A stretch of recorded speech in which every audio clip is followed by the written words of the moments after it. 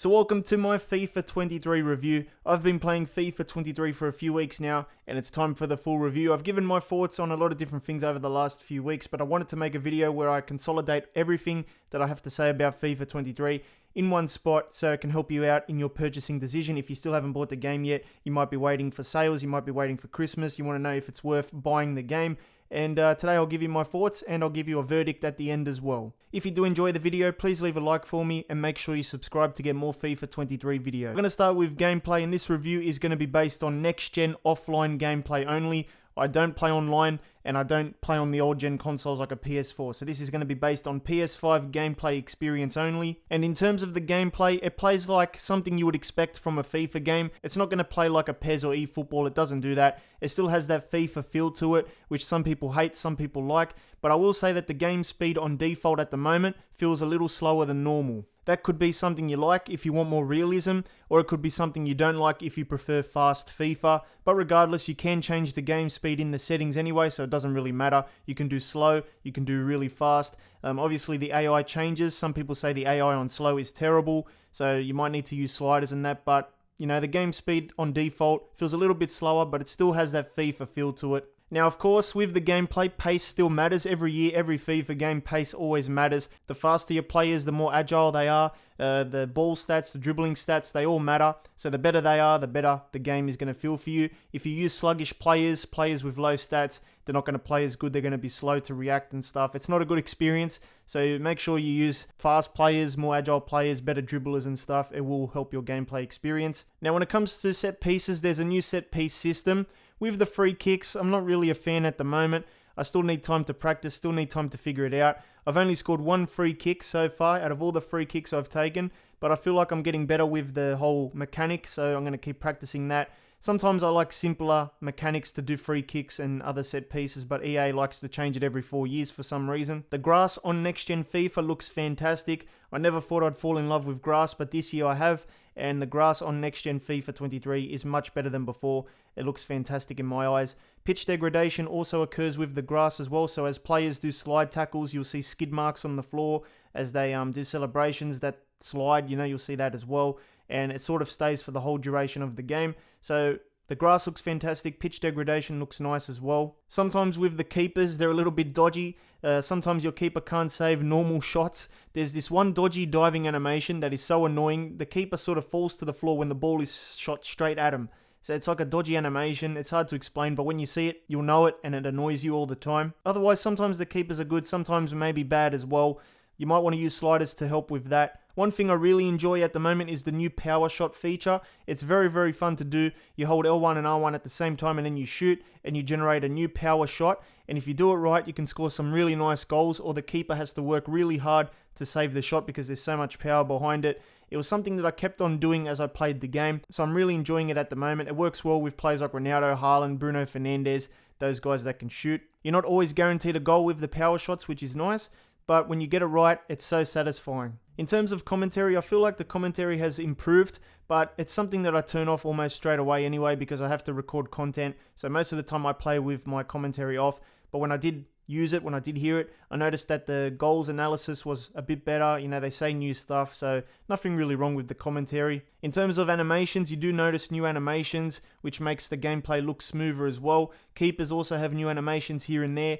And overall, Hypermotion 2, I think, is good for the game, but it's not perfect, of course. You're still going to see some dodgy stuff that happens when you play, so it's not perfect, but is it better than what's on old-gen FIFA? Possibly. I'm not sure how it works online. I think some people don't like Hypermotion online, but offline, I do like it. I think it's better than the old-gen FIFA because it brings in the new animations, makes things more fluid as well, but definitely not perfect. In terms of the corner kicks, I do not like the corner kicks at the moment. I have not scored one goal from a corner yet, not one header, and most of the time, the keeper collects the ball anyway. I guess I need more time to practice those, and I guess corners are just corners anyway. You kick it in and you hope for the best, but I think simpler mechanics are better for corners, and I wish there was a practice mode for corners because I definitely need that. Now let's talk about the AI. Sometimes the AI on default settings are pretty bad. There's tracking back issues with CDMs. They don't really come back to help.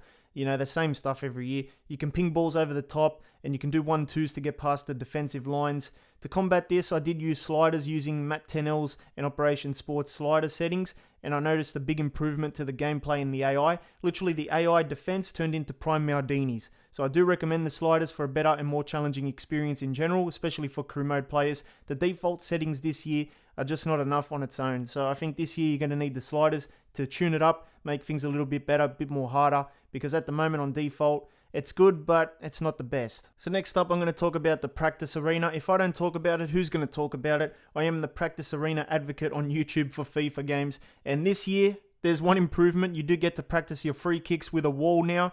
And that will help, because with the new mechanics, you need to practice your free kicks to try and master them. So at least they give you that option now. But overall, the practice arena still sucks. There's nothing to do on it besides the free kicks and the 1v1s with the keeper, practice your penalties as well. I was waiting for practice matches, creating set pieces, practice corners as well. This is stuff you need in a game for FIFA, and you still can't do it. It used to be in the older FIFA games. They got rid of all the features, and now the practice arena is very, very dull. Especially career mode people, they would love a practice arena, and the current form of it is pretty lackluster. Next up is my favorite mode, career mode. I play this every year, and it's the most important mode for me every year. And this year, the main thing is the playable highlights. It's one of the biggest features coming to the mode.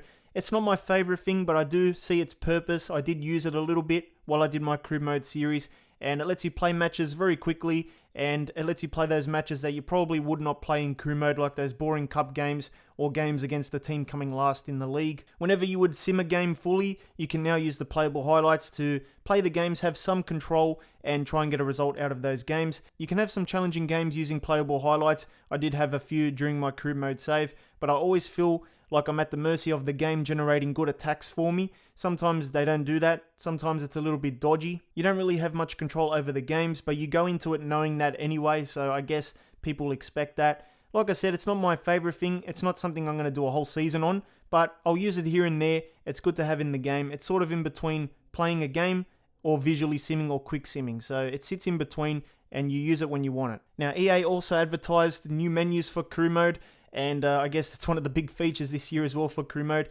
It doesn't change much anyway, because everything is still the same, just put in different places. Sometimes the responsiveness is not snappy as well, which can be a little bit annoying if you want to fly through the menu quickly. But overall, I think I can access a few things quicker now. Now, dynamic moment cutscenes have been added into the game. They're cool to watch, but it doesn't change the experience too much. You do get some cutscenes when players leave and join the club, stuff like that. But once you've seen them a few times, you're over it already. There's not too many in the game, so you don't really see it over and over unless you do a few things in the game that trigger them. Matchday presentation for me definitely looks better this year, but FIFA never really had issues with presentation. There's even cool things like crowds leaving early if you smash a team by a lot. I noticed that the Brighton Stadium was almost empty when we smashed them. You do get some cool pre-game cutscenes in career mode and stuff, some locker room ones, some guys in suits, and the usual ones that you've seen over the last few games. In terms of player career mode, the new feature this year was the activities that you could do off the field, like the investments, the decisions. Those things are just menu based, so they don't really offer much value at the end of the day, because yes, you can buy a bike in the game, but you can't ride the bike anywhere anyway, so it's just menu based.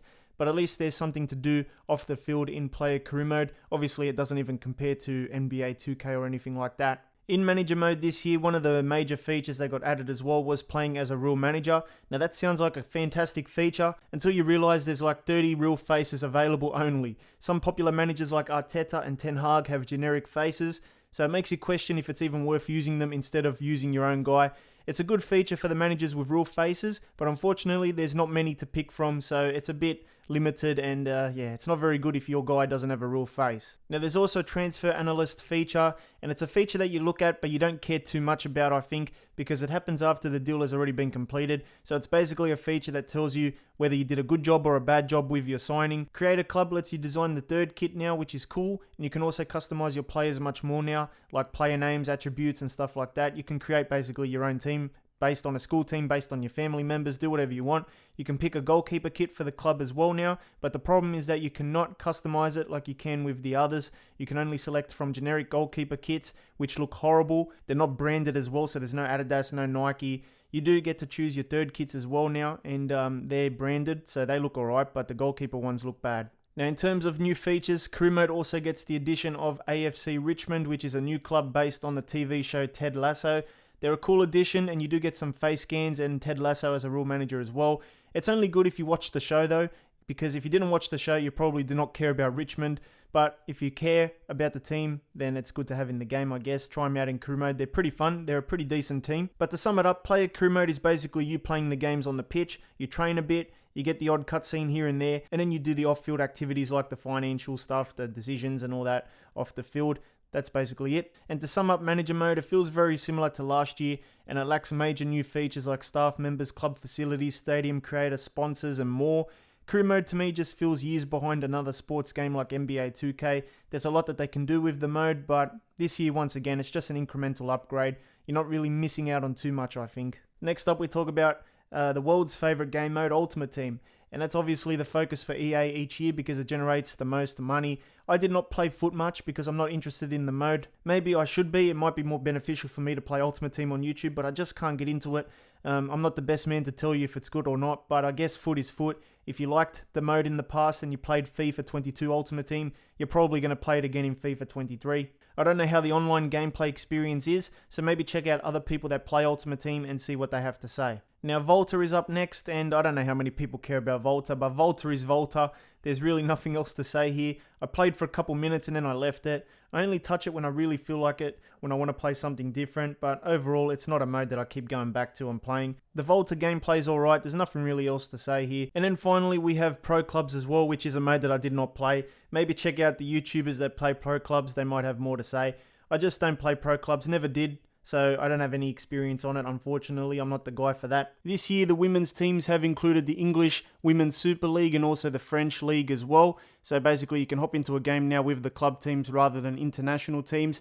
With the international side of things, I think the Australian national team is missing for some reason. I don't know what the deal is with that, but you can play club football with the women now. So should you buy FIFA 23? If you really love football and you can't wait another month for November sales or Christmas sales, then I guess buy it if you can get a good deal. Maybe Amazon might have something for you. Obviously, it's better to buy the game on a next-gen console because you get the full package. If you play on old-gen, you miss out on the hypermotion stuff. If you can wait a few more weeks and you don't want to pay full price for a game, then wait until Black Friday sales, Christmas sales. You're probably going to get the game cheaper, which is better for you. You're not missing out on too much by waiting another month or two, especially if you play Career Mode. Maybe Ultimate Team players might miss out on something, I don't know, but Career Mode people are not missing out on anything, so it might be beneficial to wait for a sale. So it just depends on if you love your football, you can't wait, and if you can wait, then it's more beneficial to wait and get it at a cheaper price.